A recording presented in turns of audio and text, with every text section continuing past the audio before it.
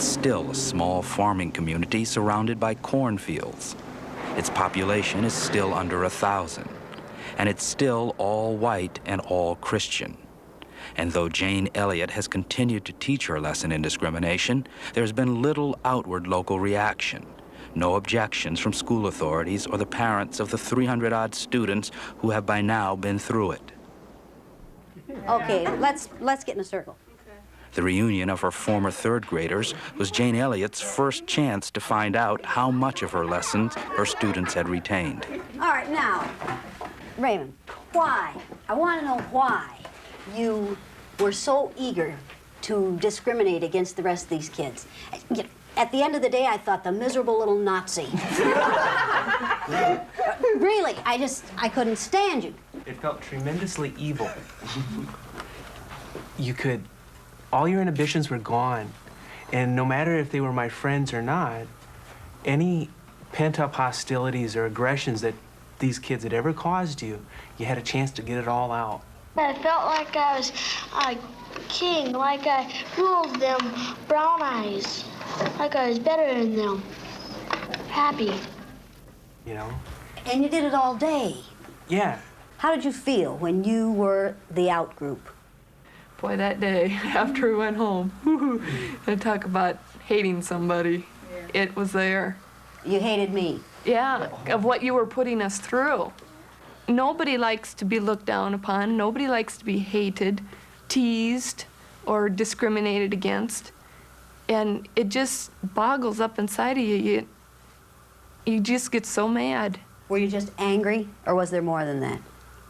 I felt demoralized, humiliated. Is the learning worth the agony? Yes. Yes. Yes. Yes. It made everything a lot different than what it was. We was a lot better family altogether, even in our houses we was probably. Because it was hard on you when you have your best friend one day and then he's your enemy the next. It brings it out real quick in you. I don't know if that's... Some of the remarks were the kinds of things I would have wished I could have programmed into them. If I had been able to program them, they're the things I would have wanted them to say. Some of the things were just mind-blowing. You know, you hear these people talking about, you know, different people, how they're, you know, they're different, and they'd like to have them out of the country. I wish they'd go back to Africa, you know, and stuff. And sometimes I just wish I had that collar in my pocket. I could whip it out and put it on and say, wear this and put yourself in their place. I wish they would go what I went, you know, do what I went through. We was at a softball game a couple weekends ago, and there was a black yelling, "Hi, Verla," you know, and we hugged each other and everything. And some people really looked just like, what are you doing with him, you know? And you just get this burning feeling, sensation in you that you just want to let it out and put them through what we went through to find out they're not any different. I still find myself sometimes when I see some people together and I see how they act, you know, I think, well, that's black. And then right in the next second, I don't even finish the thought. I'm saying, well, I've seen whites do it, I've seen other people do it. It's not just the blacks. It's everyone acts differently. It's just a different color is what hits you first. And then later, as I said, I don't even finish that thought before I remember back when I was like that. And then I remember not, you know, everyone acts the same way. It's just your way of thinking is a difference.